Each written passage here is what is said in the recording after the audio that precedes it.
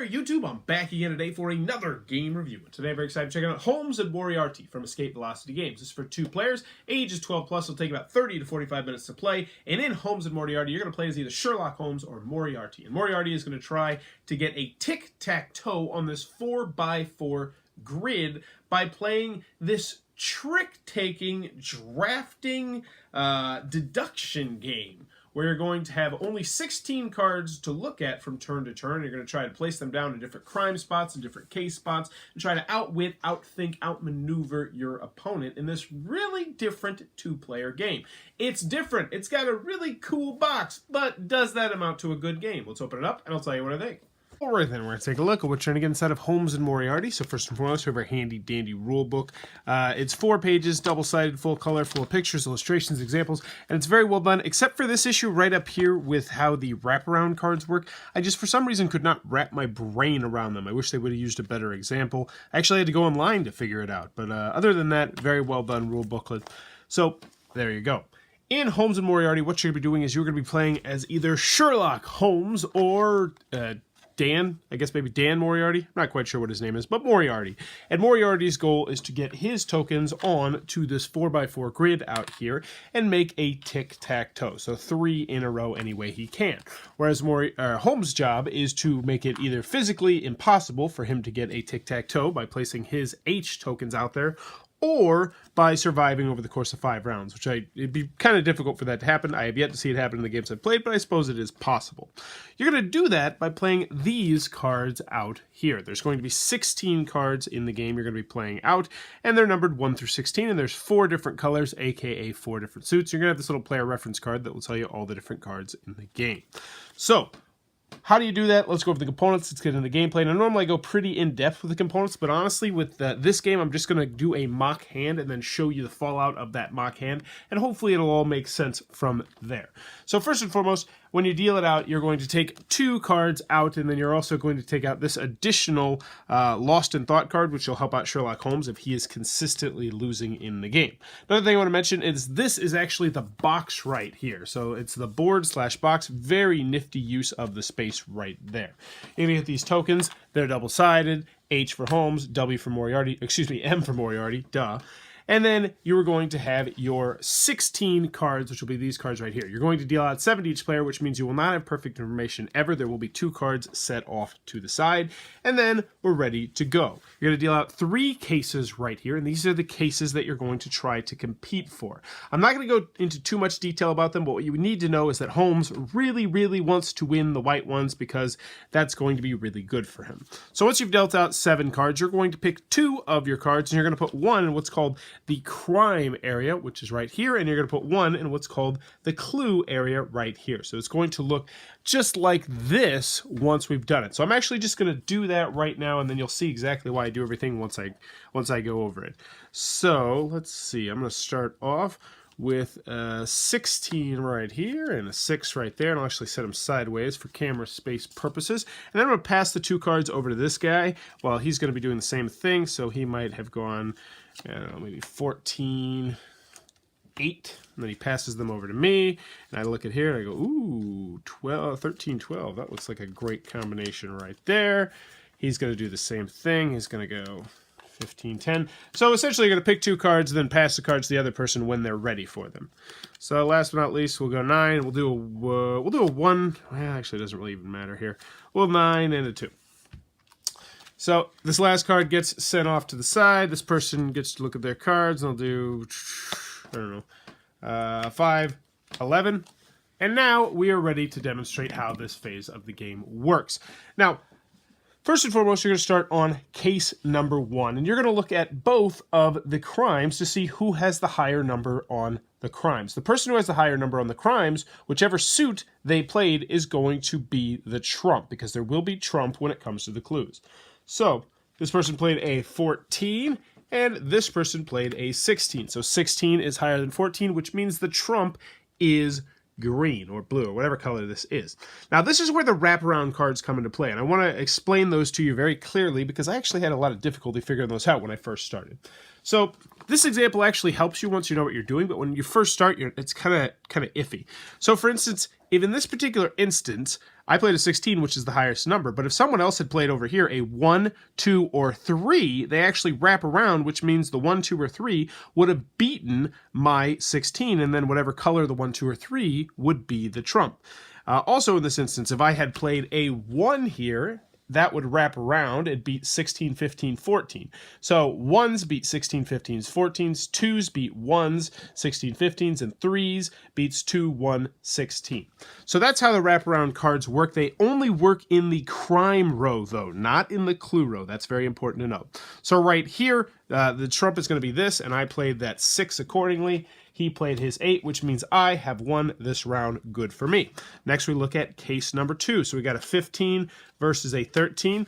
That's the trump right there. And boom, he played a 10. I probably played something else. Now, one thing I did forget to mention was after you've laid out all the cards, you do have an opportunity to move around different cards in your clue row. You probably won't do it when you're first learning the game, but once you get some more of the nuances, you will start to move around some of the clues down here.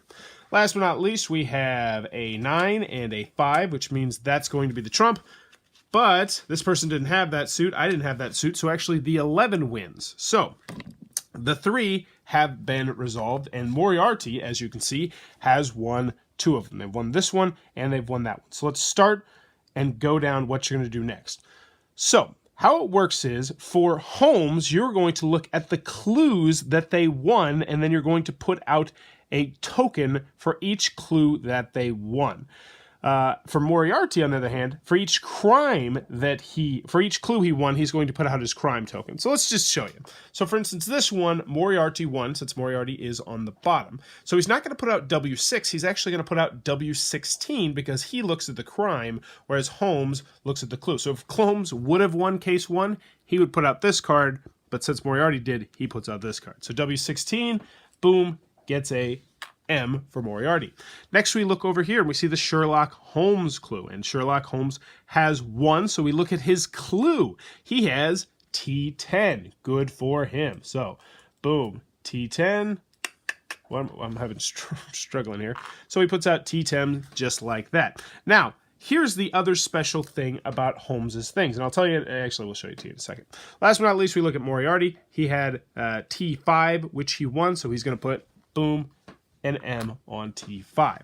Now we start to look at the special conditions and the bonus crimes, which are down here. Since Moriarty won 2 cases, that means Sherlock Holmes has to put 1 of Moriarty's tokens out wherever he wants it to. So Moriarty is going to be in a better position, but Sherlock Holmes decides exactly where he gets to place it, so he might place it, I don't know, right there, maybe. Not quite sure.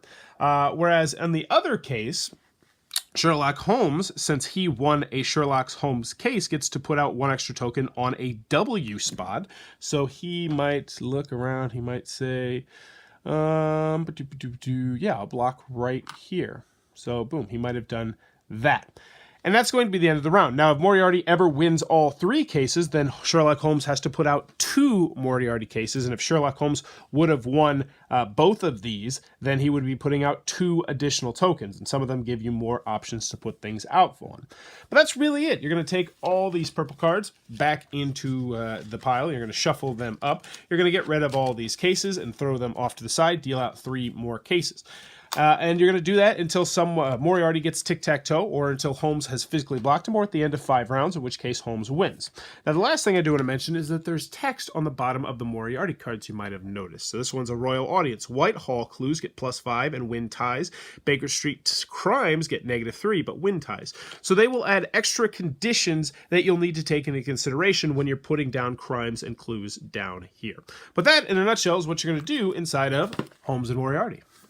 Alright then, Holmes and Moriarty from Escape Velocity Games. What are my final thoughts? Let's go over the pros, let's go over the cons. First, on the con side, game's not going to be for everybody for a variety of different reasons. 2 players, restricted player count.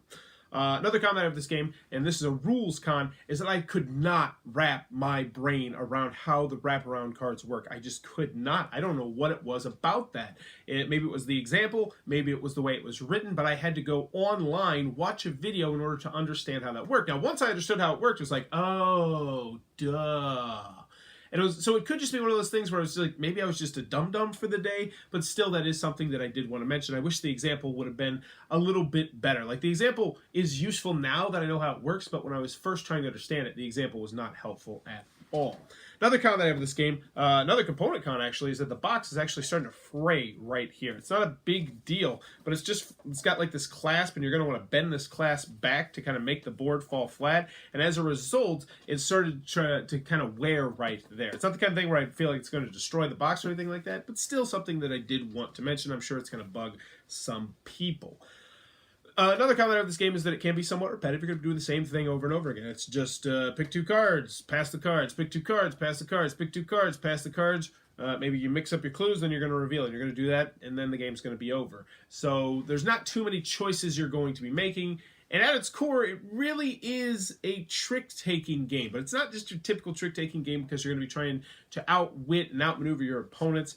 And that's another thing. I feel like if you're good at this game and someone else is not good at this game, you are really going to crush them, because surprisingly, there's lots of layers of nuance to this game that you don't see when you're first playing. So if you have unbalanced skill levels, you're really going to beat somebody down. It kind of reminds me a little bit of like Race for the Galaxy of that aspect, where you're probably not just going to luck your way into a win with this game, which for most people I think is a pro, but it is something that I did want to mention. Any other cons that I have with the game?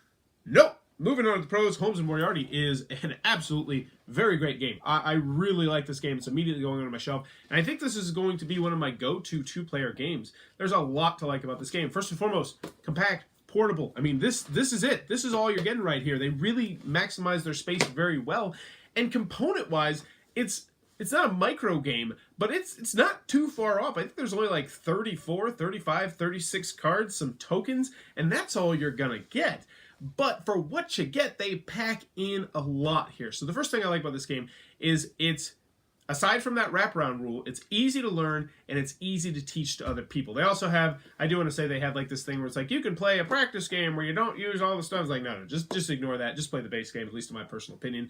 But there's lots of different layers here, and I like that aspect of the game because you're going to be trying to think about where you need to put your pieces. But early on in the game, it's like, I don't really care where I'm putting my pieces. I just want to win the tricks, because winning the tricks is how I'm going to get more pieces on there. But then towards the end of the game, it's like, well, I could win this trick by playing down this card, but in actuality, since there's already a token there, I'm not even going to get to put something there. But at the same time, I could block somebody else from winning it. And if you're playing as Moriarty, that might mean that that might be the extra one that you get, where Sherlock is going to have to put on a piece for you. And I really like how the bonuses work in this game as well. I really like the fact that Moriarty and Holmes really want to win those Sherlock Holmes cards, because those things are super powerful for Sherlock. But at the same time, I really like the fact, and it takes you a little bit to get used to it, especially if you switch from Holmes to Moriarty, the fact that when you're playing a Sherlock Holmes, it's pretty straightforward. Whatever clue card you play down there is what you are going to, where you're going to place your piece. Whereas the crime card is actually where Moriarty is going to place his. I really like that aspect of the game. It felt like it might be fidgety, but in actuality, it really makes you think about what you're going to play, especially as the game progresses. I like the fact that there's the additional add-on with the Moriarty cards, and I would recommend playing with those. That being said, most of the time I'll say, yeah, just play with the advanced stuff immediately. With this, I say, no. Learn the game first, get the nuances, then add that extra layer, because the extra layer really does change some things. And it's just like plus minus 5. This one wins ties, this one doesn't win ties. I like that a lot. I also like the wraparound cards as well. I like that concept. Part of me wishes they would have worked on the crime spots as well. It just feels kind of odd that they only work on the clue spots, but still, I like that aspect of the game. The artwork, it is what it is. I'm not much of a Sherlock Holmes fan, but I'm sure this is probably pretty good Sherlock Holmes artwork. It looks like the kind of artwork that would be in like an 18th century book, or at least, the kind of thing where they would adapt an 18th century book and add artwork. This looks like the kind of artwork would be on there, so I think it's good artwork, even though it's not particularly my cup of tea.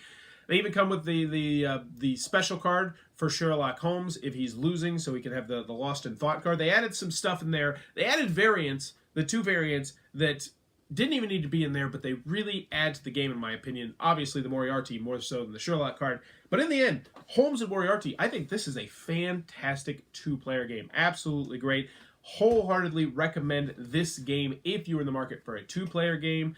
It's got a lot of different elements. I like the drafting in the game. I like the trick taking. I like the way the game makes you think. And I like the way that as you progress through the game, you're like, oh, I should be thinking more about these choices that I'm making, while at the same time not rendering you with analysis paralysis. So in the end, Holmes and Moriarty, Escape Velocity Games. This is great. Going on my shelf. I played it with adults. The two adults I played with really liked it. I played it with one girl in my classroom. She really liked the game as well. She was 11 years old, so I think I probably could have taught it to a 10-year-old, but once again, I do want to mention uneven skill levels are going to generally lead to the person that's more skilled winning pretty frequently, but still, Holmes and Moriarty from Escape Velocity Games. This is a great game. Wholeheartedly recommend this one. If you enjoyed this review, please be sure to click on that subscribe button down below in the comments below. Let me know. Sherlock Holmes, was it your thing? Is it your thing? For me personally, I like the Robert Downey Jr. movies. I did not see the Benedict Cumberbatch TV series. I've never really read any of the books. Maybe I read them once when I was a kid, but it just wasn't for me. You know, I like detective things too, but I think it was just too highbrow for me personally because I'm kind of a dumb dude.